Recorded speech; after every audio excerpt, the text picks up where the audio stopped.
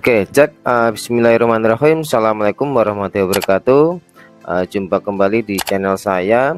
Hari ini kita belajar tentang salah satu genre yang ada di sekolah atau di pelajaran kita di tingkat SMP ya. Salah satunya adalah recount text. Nah, kali ini kita akan mengupas tentang apa itu recount text, di mana nanti kalian akan menceritakan sebuah kejadian yang sudah terjadi. Tapi sebelumnya saya mau coba untuk sedikit mengulas ya.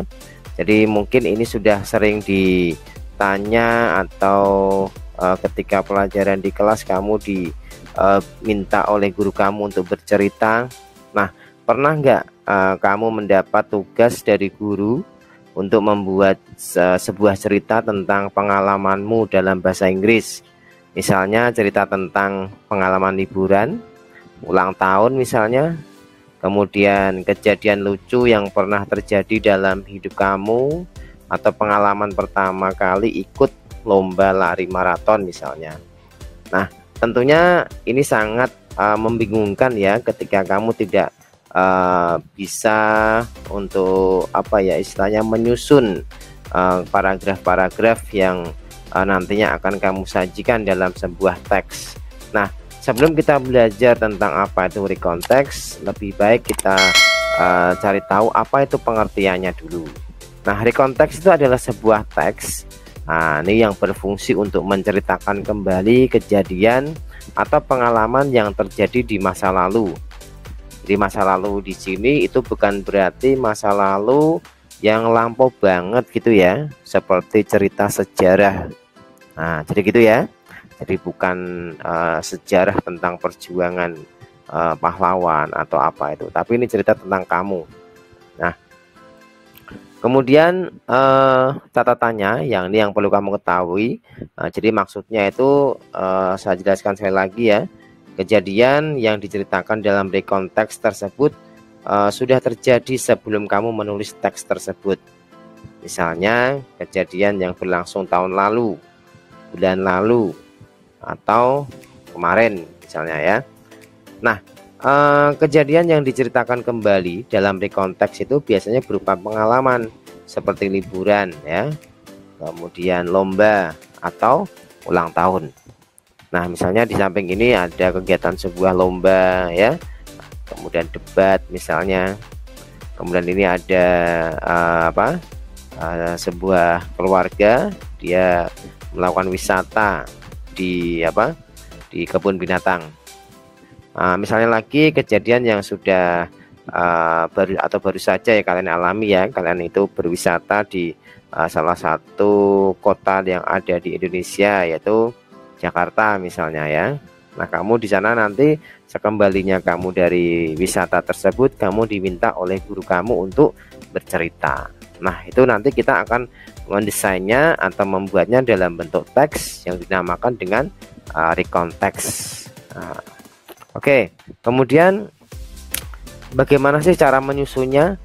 Nah, yang pertama biasanya kita awal dengan namanya orientation, atau paragraf 1 kita sebut dengan orientation. Bagian ini merupakan bagian pembuka teks atau pendahuluan yang berisi latar belakang dari suatu kejadian tersebut, seperti siapa yang terlibat, atau kapan dan di mana kejadian itu terjadi ya. Itu namanya orientation. Oke, kemudian yang selanjutnya, jadi setelah orientation itu ada paragraf pertama itu kita kemudian disusul dengan beberapa paragraf. Mungkin yang bisa kita sebut di sini adalah series of events ya. Jadi bagian ini merupakan bagian isi teks yang berisi serangkaian kegiatan berurutan yang dialami oleh penulis. Dalam hal ini adalah kamu ya.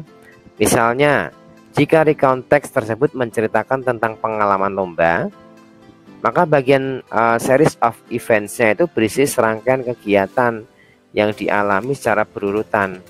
Misalnya, atau mulai dari awal persiapan lomba, kemudian kejadian lomba tersebut sampai lomba itu berakhir. Nah, oke, kemudian terakhir adalah reorientation. Nah, apa itu yang dimaksud dengan orientation? Bagian ini merupakan penutup teks yang berisi kesimpulan, pesan, kesan, atau perasaan penulis atas kegiatan yang dialami. Misalnya penulis itu menceritakan tentang pengalaman lombanya dan ternyata ia menang juara 1 dalam lomba tersebut. Maka penulis bisa menceritakan bagaimana gembiranya ia ketika tahu bahwa ia berhasil menang lomba dan menjadi juara 1.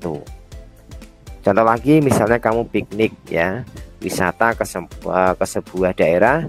Kamu itu setelah pulang, ya ini masuk dalam reorientation tadi, kamu bisa menyampaikan meskipun kamu capek, tapi kamu merasa gembira. Nah, gitu ya. Oke, lanjut. Sekarang kita kaidah kebahasaan dulu ya. Jadi language features-nya recontext itu apa toh ya.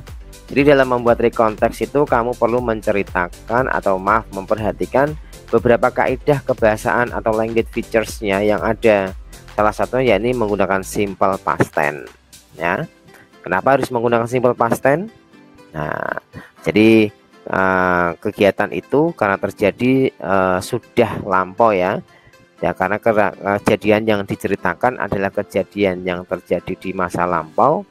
Jadi kita harus menggunakan tenses yang berfungsi untuk mengungkapkan kejadian yang terjadi di masa lampau, yaitu simple past tense. Jadi sesuai dengan fungsinya, yaitu past tense adalah menceritakan kegiatan yang sudah terjadi dan tidak ada kaitannya dengan saat ini. Oke, ini adalah contoh dari konteks ya. Ini paragraf pertama itu disebut orientation. Paragraf kedua atau selanjutnya, misalnya katakanlah ini ada bermacam-macam paragraf, itu tidak masalah. Nah, yang penting kejadiannya itu dari awal sampai akhir itu nanti kamu buat dalam bentuk desain paragraf seperti ini ya. Bisa paragrafnya itu bisa lebih dari satu ya. Jadi disebut dengan series of events ya. Kemudian yang terakhir adalah reorientation, yang dimaksud kesimpulan tadi ya. Oke, itu dulu dari saya. Kurang lebihnya saya mohon maaf. Nanti untuk lebih lanjut dengan tenses atau tentang simple past tense, kamu nanti bisa pelajari pada video berikutnya ya. Ini sebenarnya video ini sudah yang tentang past tense, materi sudah kita pelajari, namun tidak ada salahnya nanti Pak Eko jelaskan dalam video berikutnya. Oke, terima kasih. Kurang lebihnya saya mohon maaf. Assalamualaikum warahmatullahi wabarakatuh.